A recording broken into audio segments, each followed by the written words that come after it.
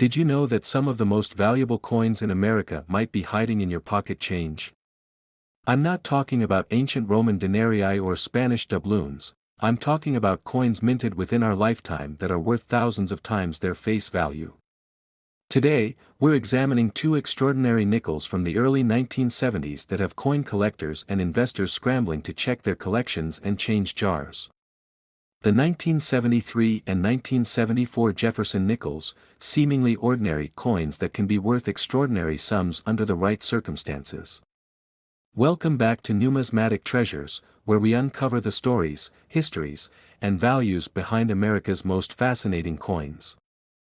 I'm your host, Michael, and whether you're a seasoned collector or someone who stumbled across your grandparents' old coin collection in the attic, you're about to discover why these particular nickels deserve your immediate attention. Let's begin with the 1973 Jefferson nickel. At first glance, there's nothing remarkable about this 5-cent piece. It features the familiar profile of Thomas Jefferson on the obverse and his Virginia home, Monticello, on the reverse, the same design that had appeared on nickels since 1938. But beneath this ordinary appearance lies a fascinating story of mint errors, shifting metal markets, and astronomical returns on investment. The 1973 nickel was produced during a tumultuous time in American economic history. President Nixon had recently taken the United States off the gold standard, inflation was rising rapidly, and the price of metals was becoming increasingly volatile. Against this backdrop, the U.S. Mint was conducting business as usual, producing millions of Jefferson nickels at their facilities in Philadelphia, Denver, and San Francisco. What makes certain 1973 nickels so valuable isn't their intended design but rather what went wrong during production. The most prized specimens are what numismatists call double die errors. This occurs when the die, the metallic piece used to strike the design onto blank coins, receives multiple impressions during its creation, but at slightly different angles.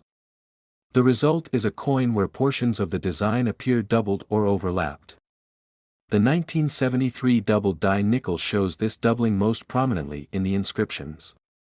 If you examine the word Liberty or the date 1973 under magnification, you'll notice a distinct shadowing effect, almost as if the letters and numbers were stamped twice with a slight offset. This isn't just a minor imperfection, it's a cataloged error that transforms an ordinary 5-cent piece into a coin worth upwards of $2,000 in uncirculated condition. But here's where the story gets even more interesting. Unlike some errors that affected entire production runs, the 1973 double die nickel is exceedingly rare. Numismatic experts estimate that fewer than 500 examples exist across all grades. This scarcity, combined with the strong collector interest in modern mint errors, has created a perfect storm of demand. At a heritage auction sale in 2018, a particularly pristine example, graded MS-67 by PCGS, Professional Coin Grading Service, sold for an astonishing $12,650. That's a return of 253,000% on a 5-cent investment.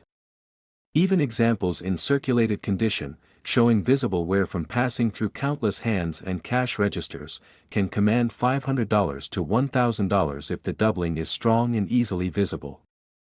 Beyond the double die, there's another variety of the 1973 nickel that has captivated collectors, the so-called speared buffalo error.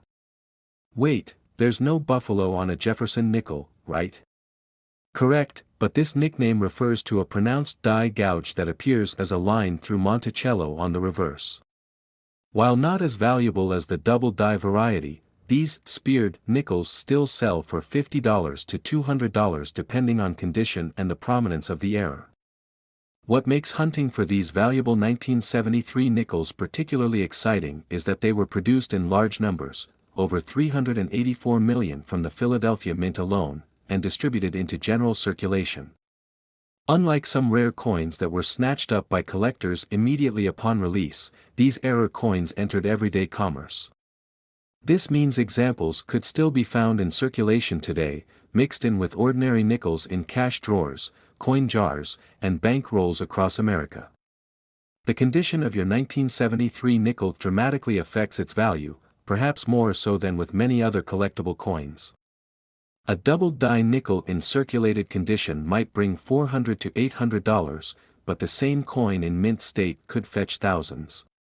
The highest grades, MS 66 and above, are exceedingly rare and correspondingly valuable.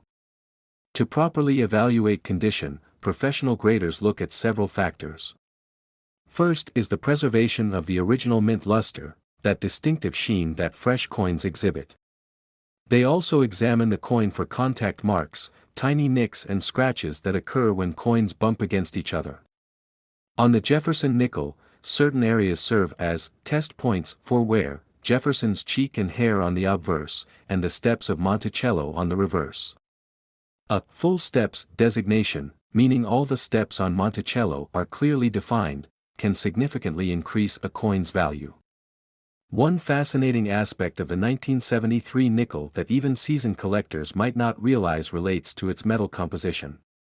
While the 1942 to 1945 war nickels contained silver, and nickels before 1965 contained significant silver content, the 1973 nickel was composed of a copper-nickel alloy, 75% copper, 25% nickel. However, the rising copper prices of the early 1970s meant that even this clad composition gave the coins an intrinsic metal value that was substantial relative to their face value. Some speculators hoarded nickels from this period as a metal play rather than for their numismatic value, a prescient move considering how metal prices have increased in the decades since. There's also a human element to the 1973 double die nickel that goes beyond cold market valuations. Consider this: the mint employees who created these error coins likely never knew what they had done.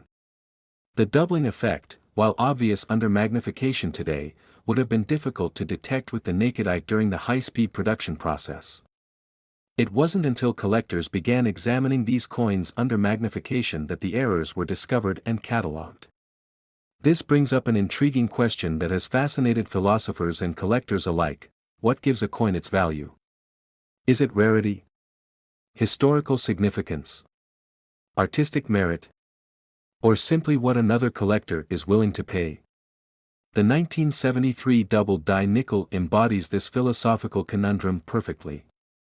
It's a modern coin, not particularly beautiful or historically significant, and technically a product of mistake rather than intention. Yet its market value exceeds that of many artistically superior and much older coins. There's one more captivating aspect of the 1973 Jefferson Nickels story that deserves mention.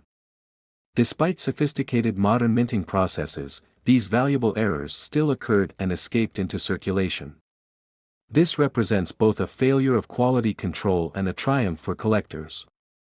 In our increasingly digital world, where perfection is expected and errors are instantly corrected, there's something profoundly human about these imperfect coins. They remind us that even in mechanical processes, the human element, with all its glorious imperfections, remains present. If you're wondering how to identify a potential 1973 double die nickel in your own collection, you'll need a magnifying glass or, better yet, a jeweler's loupe with at least 5x magnification. Look closely at the word Liberty and the date 1973 on the obverse. In genuine double die examples, you'll see clear separation in the doubling, not just a blurred appearance. And remember, these coins were struck at the Philadelphia Mint and don't carry a mint mark, so don't waste time examining Denver or San Francisco issues looking for this particular error.